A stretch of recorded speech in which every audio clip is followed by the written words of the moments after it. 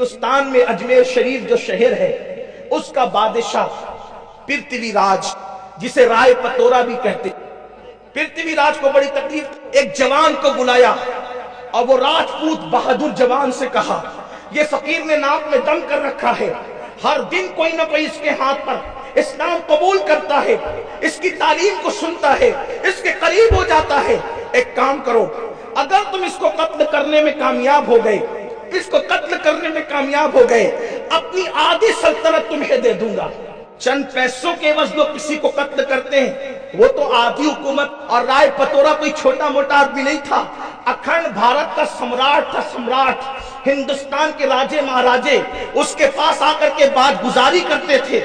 ہندوستان کے چھوٹی چھوٹی ریاستوں کے بادشاہ اس کے بات گزار تھے، اس کے ماتحت تھے، اس کے ہاتھ کے نیچے تھے۔ رائے پتورا نے کہا آدھی حکومت تمہاری، اگر اس فقیر کو قتل کر دو۔ اس شخص نے خنجر کو زہر میں بجھایا، اور خنجر زہر میں بجھانے کے بعد اس نے کمر میں باندھا، اور کمر میں باندھنے کے بعد ہندوستان کا جو ہے پرانا لباس وہ یہاں سے یوں آتا ہے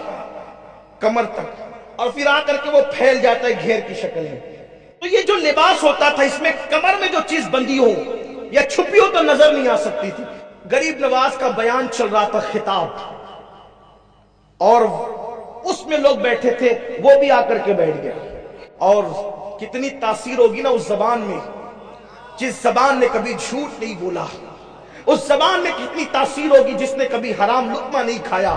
اس زبان میں کتنی تاثیر ہوگی جس زبان کی پر اللہ کے ذکر کے سوا کبھی کسی کی غیبت نہیں آئی، کبھی کسی کی چگلی نہیں، کبھی کسی کے ساتھ حسد کے جملے نہیں، کبھی گالی گلوچ نہیں، کیسی وہ پاکیزہ اور پاک زبان تھی۔ آپ خطاب فرما رہے تھے، وہاں الفاظ کی ہیرا پھیری نہیں تھی، وہاں ادیبانہ اور خطابانہ رنگ نہیں تھا، بلکہ وہاں درویشانہ اور فقیرانہ اللہ کا رنگ لیوے انداز تھا۔ گفتگو ہو رہی تھی، لوگوں کی سسکیاں بن رہی تھی، لوگوں کی زندگیاں تبدیل ہو رہی تھی، ایسے میں گفتگو ہوتی رہی، لوگ سنتے رہے، اپنی مراد پاتے رہے اور جاتے رہے۔ جب محفل ختم ہو گئی، لوگ مل مل کر کے جانے لگے، تو سرکار غریب نواز نے اس شخص سے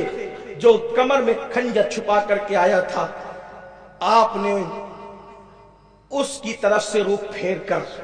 دوسروں کی طرف مخاطب ہو کر کہا کہ بھئی جو جس مقصد کے لیے آیا تھا سب کا مقصد پورا ہو گیا، اب اگر کسی کا کوئی مقصد باقی ہو تو وہ اپنا مقصد بھی پورا کر لے، مقصد پورا کر لو جس کو کرنا ہے۔ لوگوں نے باتیں کی، بات ختم ہو گئی۔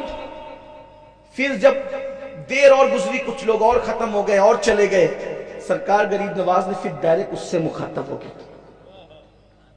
میں کہہ رہا ہوں کہ سب کے مقاصد پورے ہو گئے، جو مراد لے کے آیا تھا اس کی مراد پوری ہوگی، آپ بھی اپنی مراد پوری کر لیں۔ انداز دیکھیں گفتگو۔ میرے بھائی اگر مجمع میں کوئی ناخن پہ پیر رکھ دے تو آدمی کا چہرہ بگڑ جاتا ہے، اور وہاں خنجر کمر میں باندھ کر کے لایا ہے، لیکن سرکار غریب نواز فرما رہے ہیں سب کی مرادیں پوری ہو گئی، اپنی مراد پوری کر لو۔ اس نے کہا مہاراج میں کون سی مراد لے کر کے آیا؟ فرمایا تم اچھی طرح جانتے ہو کیا لے کر کے آئے ہو دل میں۔ کہا میں تو آپ کا بیان سننے آیا تھا۔ فرمایا اچھا، بیان سننے کے لیے آتے ہیں تو کمر میں خنجر باندھ کر آتے ہیں؟ اس نے کہا کمر میں خنجر تو ہندوستان والوں کی ایک رواج ہے، اور راجپوتوں کا انداز ہے کہ ہم کمر میں خنجر باندھتے ہیں، تو میں نے کمر میں خنجر باندھ دیا تو کون سا جرم کیا؟ کہا اچھا، خنجر باندھنا اگر ہندوستان والوں کے یہاں رسم و رواج ہے تو بادشاہ کے محل میں جا کر کسی کی جان پر آدھی سلطنت کا سودا کرنا یہ بھی ہندوستان والوں کا رواج ہے کہ اس فقیر کو قتل کر کے آدھی سلطنت کمائیں گے، یہ بھی ہندوستان والوں کا رواج ہے۔ اس نے سوچا کہ یہ گفتگو تو بادشاہ کے اور میرے درمیان ہے، اور کسی کو نہیں پتا تھی یہ فقیر درخت کے نیچے بیٹھ کر کے میرے کمر کا خنجر بھی جانتا ہے، محل کی بات بھی جانتا ہے، میرے دل کے جذبات بھی جانتا ہے۔ اس نے خنجر سامنے رکھا اور کہا کہ مجھے معاف کرنا، اور آپ کسی کو حکم دے کہ وہ مجھے قتل کر دے، میں بہت مہان بڑے عظیم انسان کو قتل کرنے کی ارادے سے آیا تھا، اب میری سزا یہ ہے کہ مجھے قتل کر دیا جائے۔ سرکار غریب نواز نے فرمایا واللہ ہم مارنے نہیں آئے ہیں، ہم لوگوں کو زندگیاں دینے کے لیے آئے ہیں، ہم لوگوں کو جلانے آئے ہیں، یاد رکھنا آج کے بعد ایسی غلطی نہ کرنا، جاؤ یہاں سے، میں نے تمہیں معاف کیا۔ اس نے قدم پکڑ لیے، چرنوں میں گر گیا، کہا کہ ایسا مہان آدمی جو جان کے دشمن دشمنوں کو معاف کرتا ہو، اب اس کو چھوڑ کے کہاں جاؤں گا؟ میں بھی آپ کے ہاتھوں پہ کلمہ پڑھ کے مسلمان ہونا چاہتا ہوں۔ سرکار غریب نواز نے اس کو ایمان کی دولت عطا کی اور اس کے بعد پھر فرمایا مانگ کیا مانگتا ہے؟ اس نے غریب نواز سے مانگا، بڑا ہوشیار نکلا وہ۔ اس نے غریب نواز سے کہا جب اسلام قبول نہیں کیا تھا تو مجھے پتا تھا کہ آپ کے یہاں لوگ سال میں ایک مرتبہ حج کو جاتے ہیں کعبے کے حج کے لیے، میری تمنا یہ ہے کہ میں زندگی میں 40 مرتبہ حج کروں۔ کتنا ہوشیار ہے، حج نہیں مانگا صرف، بلکہ لمبی عمر بھی مانگی، کیونکہ حج روز روز تھوڑی ہوگا، جتنے حج ہوں گے اتنے سال پڑیں گے۔